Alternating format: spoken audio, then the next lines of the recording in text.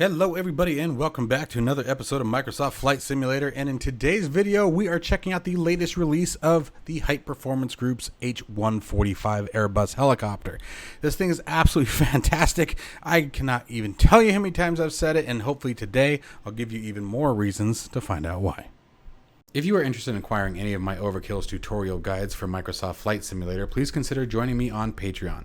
Patreon subscribers level tier 2 and above have access to all of my guides, as well as any future updates and future guides that will be coming down the road. Link to Patreon can be found in the description below.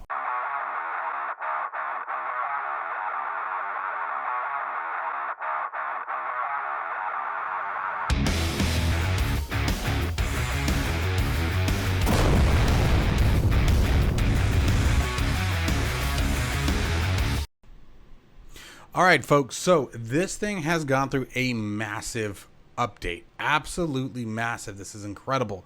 This is beta number 8 for the H145. And I'm going to give you guys just a few of the, I would say, the highlights. New AFCS with all modes. AFCS is automatic flight control system. Okay, so you're going to have your vertical speed, heading track, ground speed, approach, V approach, etc.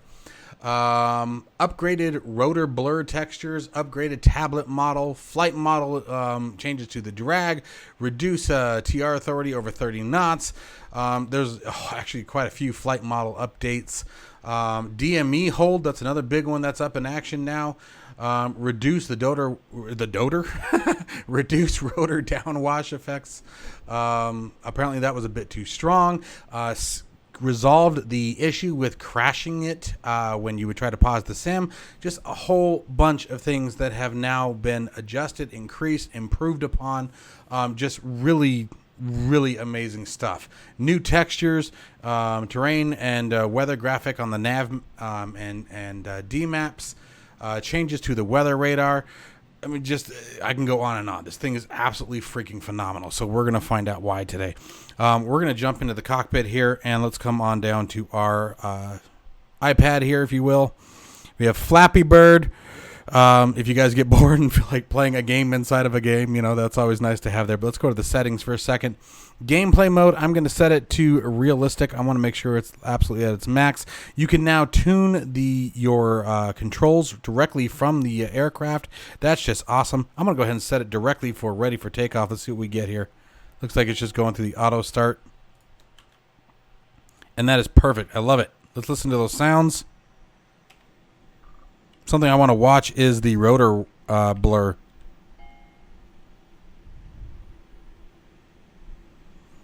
I'm going to turn the sounds up so you guys can hear it real well here.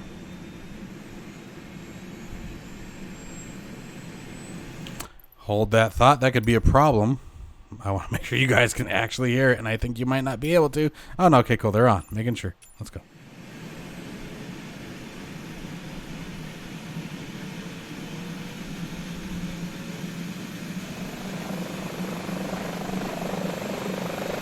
Oh, wow.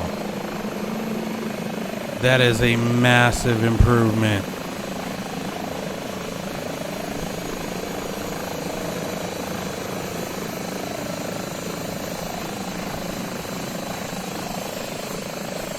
That looks fantastic.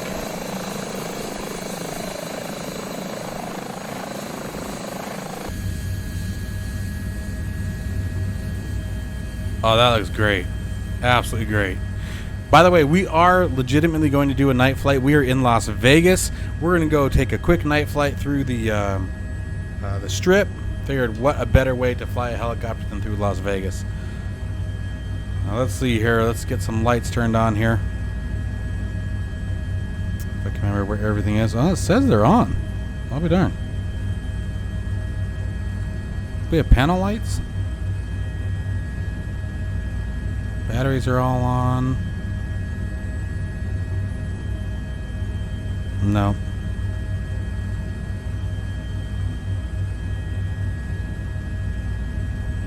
Oh, internal lights. There they are. There we go. There we go. All right. Such a cool aircraft. By the way, if you have the GTN 750, by, was it PMS 50. It also integrates very well with this helicopter. I need to get mine reinstalled. I keep forgetting to install it, and I don't know why. But let's come back down here. So the state load, I really enjoy this. Very nice way to be able to quickly switch things around. Whether different equipment that you can have installed or uninstalled on the aircraft, various configuration options, fuel units, weight units. These are all things that I changed today. Barometric units into inches, fuel weight to pounds, etc., etc. So very, very nicely laid out. And this is just the settings menu. You have maps that are available to you. You have all kinds of tools. Here's our autopilots. Oh, here we go. Here's some lights that if we need to. Looks like they're all on, so we don't have to worry about that. But autopilot, auto trim we can turn on. Doors if we want. Ground power available if we need that for any reason. You can actually remove the doors completely if you choose. All kinds of really nice, handy stuff. Brightness for the pad here. EFB, we'll talk about that in a later video. I need to fly this thing way more often. There's actually a lot that I need to show you guys. Meet our information. This is super nice. Let's say we want to check out things here in at home in Tucson. Come on. There we go. Do a quick look up here. How nice is that? There it is. Bam. Can't go wrong with that. Just a really fantastic helicopter that has just really everything that you need. So, enough of my lollygagging. Let's fly her. All right. So let's go ahead and get airborne here. Now, real quick, you guys understand one of the big improvements is to the AFCS, as mentioned in the changelog. And the automatic flight control system is basically these four buttons down here. Let me come on down here. Is these guys right here. You have the autopilot trim or auto trim. You have the backup system and avionics 1, avionics 2. By the way, if you ever try to do an auto start and these two won't activate, it is your avionics master that does not come on automatically, so just be sure to catch that. But anyway, so what this system does is it gives us almost a fly-by-wire integration, not quite. So there are actuators up on the flywheel, not the flywheel, I can't remember what it's called, but the disc basically on top that controls the main rotor. Is it flywheel? Anyway, I can't remember. I'm going to be questioning myself all night long. I'm thinking of a transmission in a car that has a flywheel. But anyway, flight plate, I think it was. Anyway, okay, I promise I'm done. Long story short, there are actuators on it that communicate with the cyclic, if you will. So the autopilot trim senses rotation or adjustment from the cyclic, then takes that input, or the collective as well, then takes that input and activates electronic actuators up there on the, I believe it's called the fly plate, to give you sort of a fly-by-wire performance. So the aircraft's going to be very, very stable, is why that's a big deal. The autopilot trim, or auto trim, excuse me, will also do what it needs to do automatically to see to it that the flight stick or the cyclic is put back into the center position. So we're going to be flying very much so like you would in a fly-by-wire aircraft, which means that this helicopter is going to be very, very forgiving. Okay, so let's go ahead and get airborne. Oh, what do we got over here? Looks like we've got an F-18. Yep, somebody turning and burning. Let's go ahead and let's go take a walk down the memory lane here of Las Vegas. Now here we go. I added the collective in a little fast. That was my fault. Alright, that should make for a little bit of a smoother ride for you guys.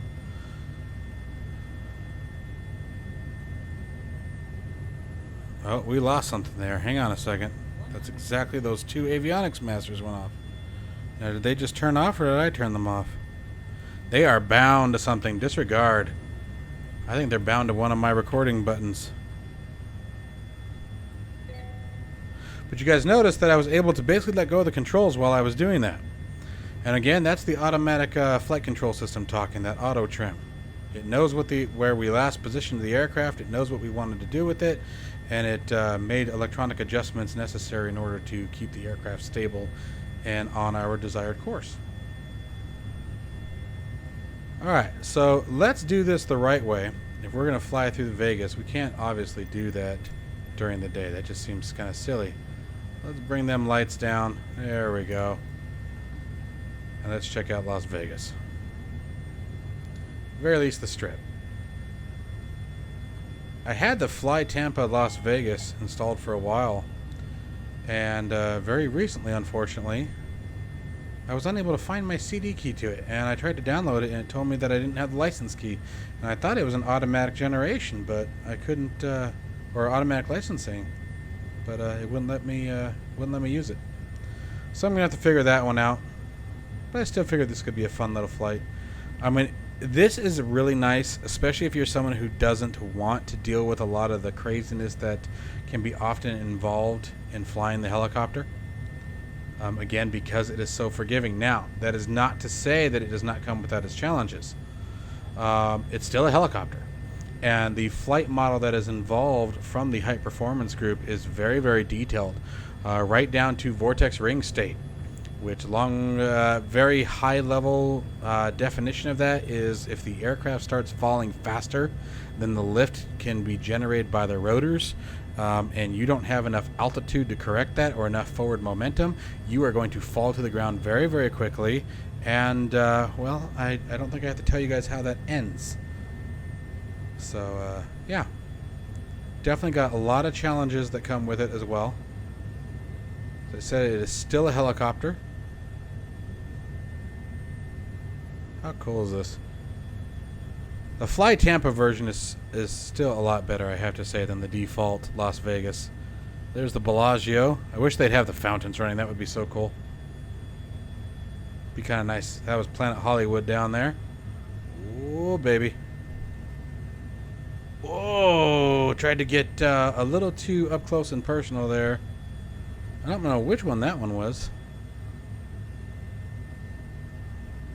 There's New York, New York. And we have Excalibur right here. My wife and I stayed here when we went to Vegas not too long ago. Well, a few years now, but fun little hotel. Good buffet. Gosh, the food in Vegas. Oh! I can't ever remember what the pyramid is called. I always, like, as soon as I'm done recording this, I will remember what it is called.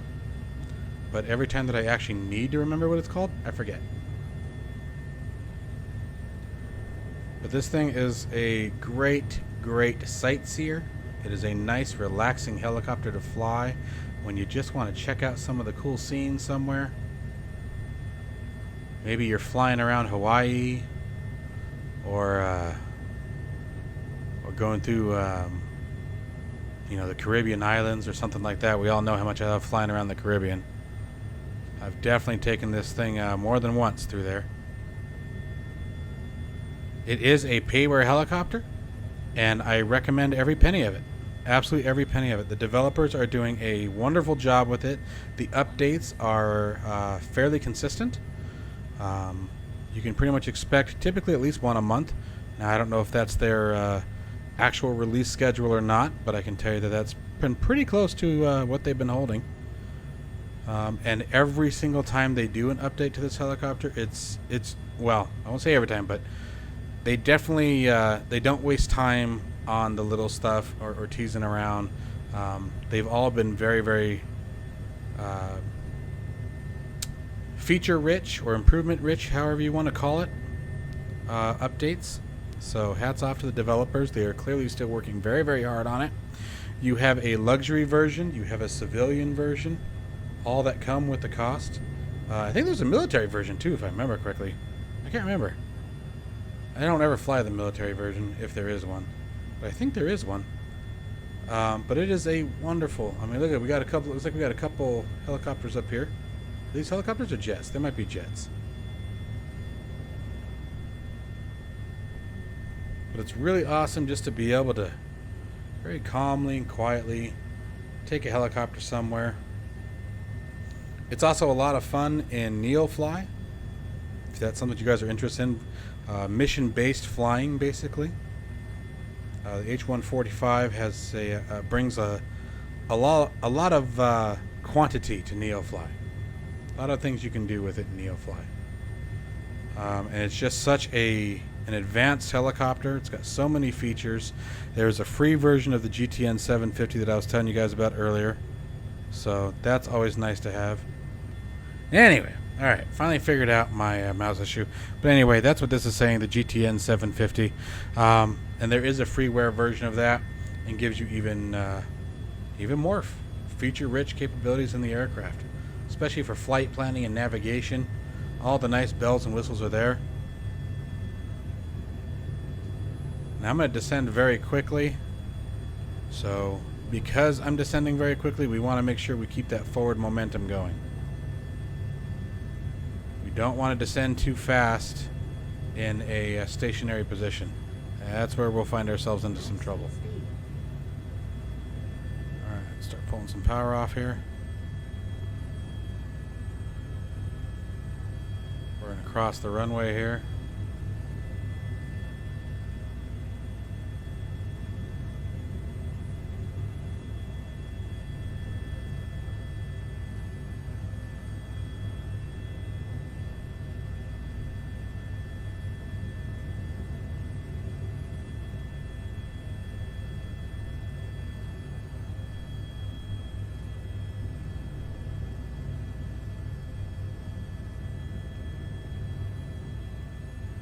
Alright. And let's bring her in.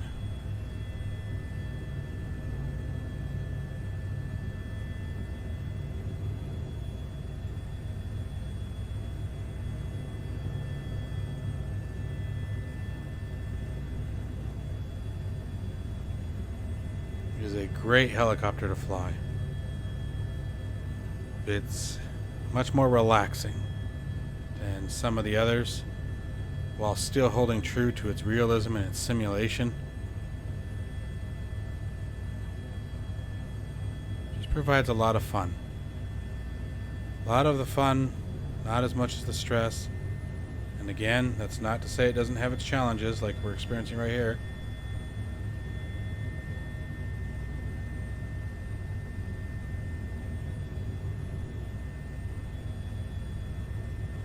But definitely, oh,